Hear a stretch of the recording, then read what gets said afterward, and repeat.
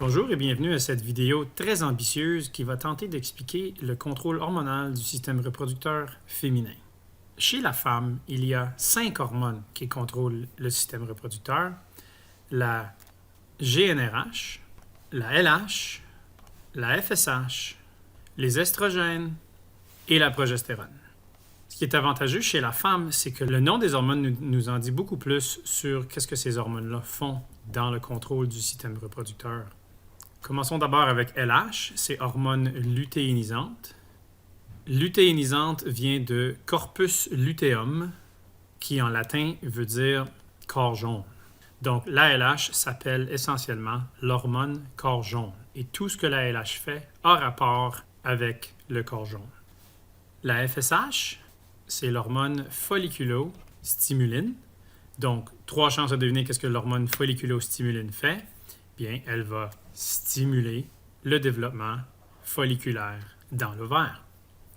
Et nous verrons dans quelques minutes que font les estrogènes et la progestérone. Donc, un peu semblable à ce qui s'est produit à la puberté chez les hommes, à la puberté chez les femmes, le système nerveux central va stimuler l'hypothalamus à sécréter de la GnRH. Donc, la GnRH a exactement le même rôle chez la femme qu'il avait chez l'homme, c'est d'aller stimuler l'adénohypophyse à produire la LH et la FSH.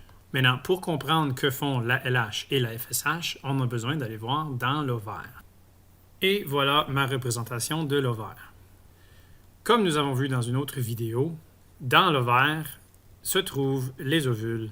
Il y en a partout, mais on va avoir besoin d'espace ici pour autre explication. Donc, chaque ovule est entouré d'un follicule. Le follicule, c'est la partie ici tout le tour qui entoure, protège et nourrit l'ovule.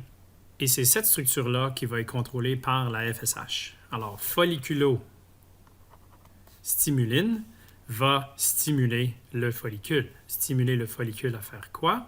Stimuler le follicule à se développer. Alors, au fur et à mesure que la FSH va atteindre le follicule va se mettre à grossir. Habituellement, il y a une dizaine de follicules qui se mettent à se développer. On va se concentrer ici sur un seul follicule parce que, généralement parlant, pour une femme, seulement un follicule va se rendre à terme et seulement un follicule va relâcher son ovule, bien qu'il est possible pour une femme d'en relâcher plus qu'un, qui est le cas de lorsqu'elle va avoir des jumeaux fraternels. Alors, ce développement est sous le contrôle de la FSH. Au fur et à mesure que la FSH fait grossir le follicule qui, même quand il était tout petit, sécrétait des estrogènes, il va se mettre à en produire plus. Ce que je veux dire par ça, c'est qu'ici, au début, on avait des petites quantités d'estrogènes et ces petites quantités d'estrogènes ne stimulent pas beaucoup la production de ces hormones, c'est-à-dire la GnRH et la LH et la FSH. Mais au fur et à mesure que le follicule grossit, on va se mettre à produire de plus en plus d'estrogènes et encore plus d'estrogènes. Et ça fait un effet boule de neige. Plus il y a des estrogènes, plus on va stimuler le complexe hypothalamo-hypophysaire à produire de la FSH. La LH, pour l'instant, nous intéresse beaucoup moins.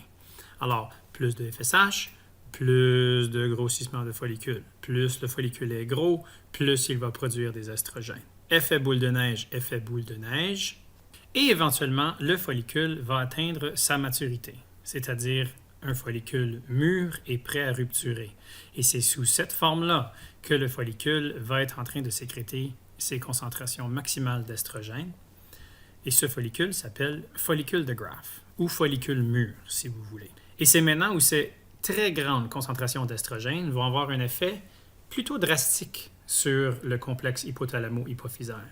Les grandes concentrations d'estrogènes vont venir faire changer les sécrétions, c'est-à-dire moins de FSH, c'est-à-dire la FSH n'est plus importante à ce point-ci, parce qu'on a fini de faire grossir le follicule, il ne grossira pas plus. Même si on lui donnait des quantités industrielles de FSH, à ce point-ci, il ne va pas changer. Ce qui nous intéresse, c'est maintenant les sécrétions de LH.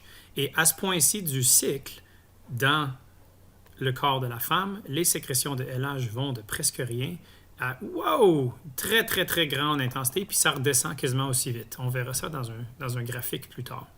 Alors, on a une dose immense de LH, tellement élevée que ça peut même ici venir jouer sur la température corporelle de la femme, et oui, sa température corporelle va augmenter. C'est de là que vient l'expression « la femelle est en chaleur ». Pas une expression qu'on utilise pour les femmes, mais une expression qui est quand même biologiquement fondée quand on parle des animaux. Alors, que va faire la LH? Bien, comme on a dit plus tôt, la LH, c'est l'hormone corps jaune. Tout ce qu'elle fait 3 choses. Et les 3 choses que la LH fait sont toutes centrées sur l'existence du corps jaune. La première chose que la LH va faire, c'est l'ovulation. C'est-à-dire, la LH va faire rompre le follicule. Non seulement est-ce que le follicule va rompre, mais la paroi de l'ovaire va rompre aussi. Et l'ovule va être relâché. Alors ça, c'est le processus qu'on appelle ovulation. Et c'est la LH qui fait ça. Maintenant, quel est le lien entre ça et le corps jaune? Bien, pour avoir un corps jaune, ça prend un follicule vide, c'est-à-dire un follicule rompu. Alors ça, c'est la deuxième chose que la LH fait. Elle transforme le follicule rompu en corps jaune. Donc, sans LH, le follicule rompu ne pourrait pas se transformer en corps jaune, et donc les 2 fonctions qu'on vient de mentionner, la rupture du follicule et la transformation du follicule vide en corps jaune, sont toutes au sujet du corps jaune. Et la troisième chose que la LH fait, c'est qu'elle maintient le corps jaune en vie. Sans LH, le corps jaune dégénérerait et se ferait réabsorber par l'ovaire. Ça, c'est s'il n'y a pas de LH. Alors ça, c'est ce qui se passe dans un cycle. Maintenant, c'est important de noter ici que ce n'est pas comme si le follicule se déplace et voyage et fait un rond. Non. Si le follicule commence à se développer dans cette partie ici de l'ovaire, tout ceci va se faire dans cette partie-là de l'ovaire. Pareillement, si ça se fait ici, tout ceci va se faire ici. C'est juste pour représenter ici là, comme les étapes. Alors, l'objectif ici, c'est qu'on relâche l'ovule, et ensuite l'ovule va se mettre à se déplacer dans la trompe de Fallope pour peut-être se faire féconder, peut-être ne pas se faire féconder. La grande majorité des ovules qui sont relâchés ne se feront pas féconder. Alors, qu'arrive-t-il quand l'ovule ne se fait pas féconder? Expliquons ça d'abord. Alors, si l'ovule n'est pas fécondé, bien sûr, comme on a expliqué tantôt, la LH va transformer le follicule en corps jaune, et le corps jaune, il fait quoi? Bien, pour comprendre ceci, retournons au début du cycle. Parce que non seulement est-ce que ceci se passe dans l'ovaire, mais les hormones qui sont sécrétées par le follicule et ensuite par le corps jaune vont se rendre dans le sang et vont se faire transporter jusqu'aux organes cibles. À la puberté, ces organes cibles-là, ce sont les organes qui vont être les caractères sexuels, alors le développement des seins, l'élargissement des hanches, etc. Mais pour contrôler ce qui se passe dans l'utérus, c'est-à-dire pour contrôler le cycle utérin, les hormones qui sont sécrétées par la structure dans l'ovaire sont indispensables. Alors au début, quand on a des petites concentrations d'estrogènes qui se mettent à augmenter de plus en plus, ces estrogènes vont aussi se rendre, comme j'ai dit, par l'entremise du sang et des vaisseaux sanguins dans l'ovaire qui vont ramasser les hormones produites. Je les ai mis ici, là, les hormones, mais ne sont pas produites comme à l'extérieur de l'ovaire, sont sécrétées dans le sang. Les estrogènes vont se rendre à l'endomètre et lui dire de se proliférer. Qu'est-ce que ça veut dire? Ça veut dire que l'endomètre va s'épaissir. La paroi interne de l'utérus va devenir beaucoup plus épais et vascularisé, voulant dire plein de vaisseaux sanguins. On est en train de préparer l'endomètre pour éventuellement l'arrivée de l'ovule. Oui, je sais, je suis en train d'expliquer quand il n'y a pas fécondation, mais on va toujours faire ceci au cas où qu'il y ait fécondation, parce que les hormones ne reçoivent pas le mémo de ce qui se passe au sujet de l'ovule. L'ovule voyage dans la trompe de Fallope et ce qui arrive à l'ovule, peut-être il y a fécondation, peut-être pas. On va toujours préparer l'endomètre en conséquence que s'il y aurait fécondation. Donc ça, c'est la première moitié du cycle. Les estrogènes vont aller vasculariser et épaissir l'endomètre. Maintenant, à mi-chemin à peu près, lorsqu'il y a ovulation, on a une baisse dans les niveaux d'estrogène. Pourquoi? Bien parce que le follicule vient juste de rompre et il est occupé à se faire transformer en corps jaune. Fait que les concentrations d'estrogène vont prendre une légère baisse pour juste recommencer ensuite, parce que aussitôt que le corps jaune est formé, il va recommencer ses sécrétions d'estrogène et il va aussi, pour la première fois dans le cycle, commencer à produire de la progestérone qui, à ce point-ci, est très, très importante. Les estrogènes qui reprennent dans la deuxième moitié du cycle vont continuer à se rendre auprès de l'endomètre et continuer à transformer l'endomètre pour qu'il se prépare de plus en plus à recevoir l'embryon. À ce point-ci, l'endomètre est moins occupé à se développer, à s'épaissir. Il est plutôt occupé à commencer à produire de la nourriture pour l'embryon. Mais ensuite, que fait la progestérone? La progestérone, elle aussi, va se rendre auprès de l'endomètre.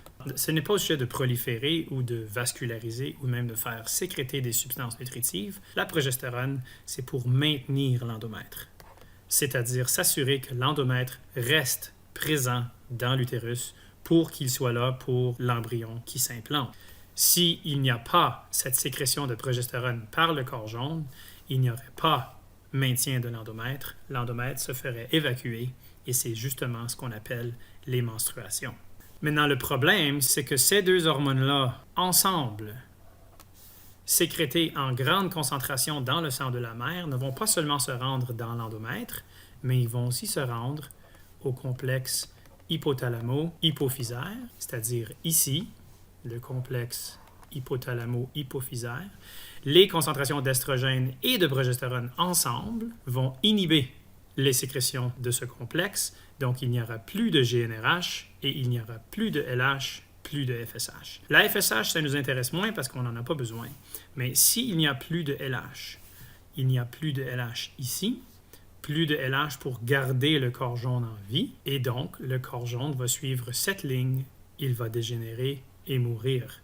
Si le corps jaune dégénère et meurt, il n'y aura plus d'estrogène et de progestérone, et donc on n'aura plus ces deux hormones, on n'aura plus d'endomètre. L'endomètre va être évacué et il y aura menstruation pour remettre le système comme il était au début et on recommence un nouveau cycle, c'est-à-dire plus d'estrogène, plus de progestérone, on n'aura plus inhibition du complexe hypothalamo-hypophysaire, on va de nouveau se mettre à sécréter de la GnRH et donc de nouveau se mettre à sécréter de la FSH et on va de nouveau dire aux petits follicules non mûrs de se développer en follicules de Graaff et le tout recommence. Maintenant, qu'arrive-t-il quand il y a fécondation?